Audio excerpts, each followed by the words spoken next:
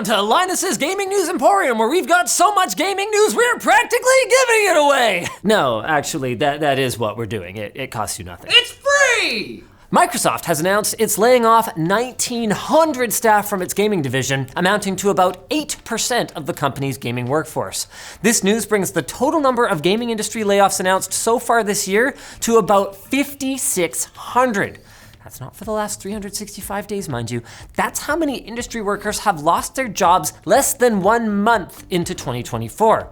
It's also more than half of the number of jobs that were cut during the entire year of 2023, according to stat tracking by technical artist Farhan Noor. A further tragedy of Microsoft's cuts is the reported lack of communication around them.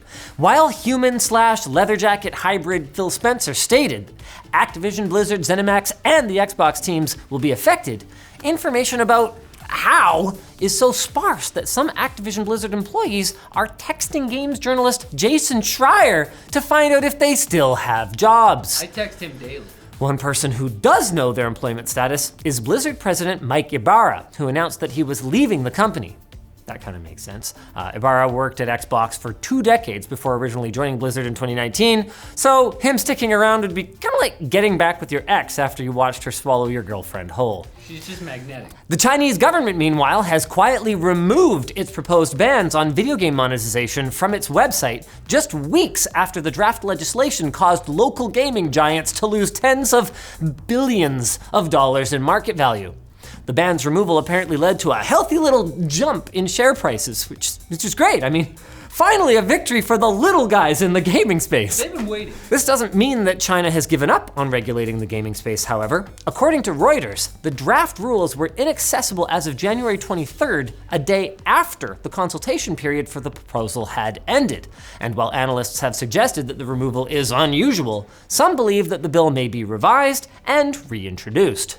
There were some controversial suggestions, after all. Many companies didn't like the idea of limiting in-game purchases and banning daily login incentives. This is fascism. Another unpopular section described a ban on forcing players into combat, which is a key mechanic for, games.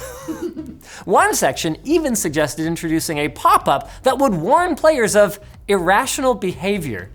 I don't know what they would define as irrational, but I guess it would be something like spending 10,000 diamond crystals on the lottery wheel to unlock the new green-haired waifu. Can we get that one over here? Fantastic. The studio behind the world's most anticipated dumpster fire the day before has decided to speak out after the title officially shut down this week. Their now deleted tweet claimed misinformation and a hate campaign orchestrated by bloggers. Hate it when bloggers do that. They came back from the 90s. Who made huge money by creating false content on the game's failure, contributed to its failure? One of the many people who disagrees with this assessment is solo indie developer Crimson. They spent 300 hours using just $1,500 worth of assets to create a parody of the day before's own gameplay trailer from scratch to demonstrate how easy it is to overhype a product that, spoiler, doesn't actually exist. Crimson's project features a zombie encounter, similar to one trailer for the day before, and almost identically managed to replicate the looting UI from another trailer.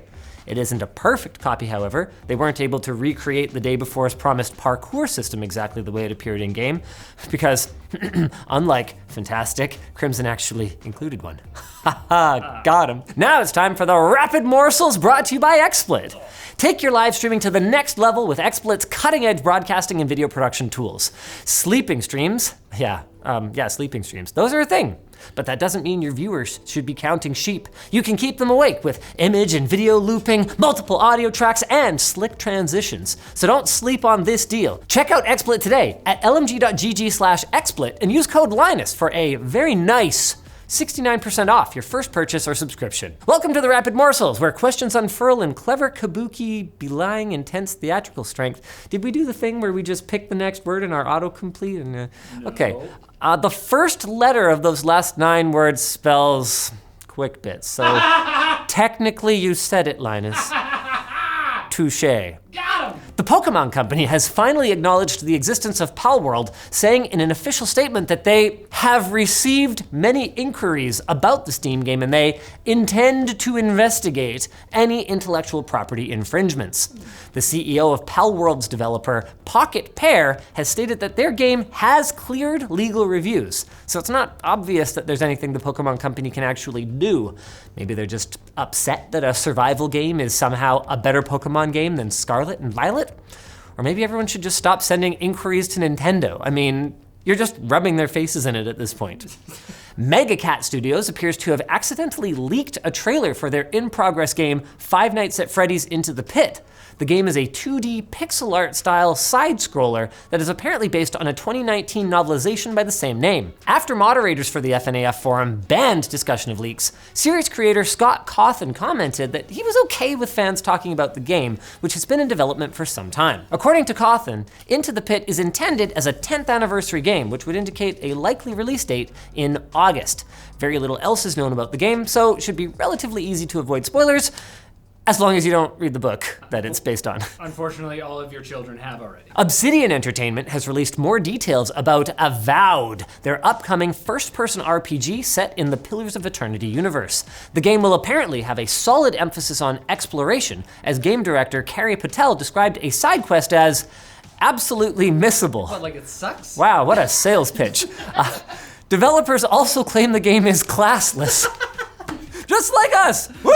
Ayo. And instead, it features multiple ability trees that allow players to easily respec. Based on the gameplay footage, they really went all out on this new version of Skyrim. Hey, what? Zelda producer Eiji Aonuma was recently spotted in the background of a behind-the-scenes video from Universal Studios Orlando alongside Shigeru Miyamoto of Shigeru Miyamoto fame. The inclusion of Aonuma has led to speculation that the park might be planning a future Legend of Zelda expansion in addition to the Super Mario themed land that is coming to the park in 2025. Disappointingly, Aonuma and Miyamoto were wearing standard issue high-vis vests and hard hats rather than being dressed like Mario and Luigi from Super Mario Maker 2. They weren't even raccoons. And self-described hacker and obvious sadist, Mr. has released a mod for the original Super Mario Kart on the SNES, which they describe as officially the worst thing that they have ever created. The mod changes out the game's classic chase camera for a Resident Evil style fixed camera, which is great for cinematic angles and terrible for quite literally anything else, especially seeing where you're going. So great idea, 0 out of 10, no notes whatsoever. Game's all about vibes anyway. But a better idea might be to just, I don't know, come back on Tuesday for more. No, Rapid Morsels, not for those. Oh, Gaming news. You know what? Gaming news. It's free. we're gonna get you.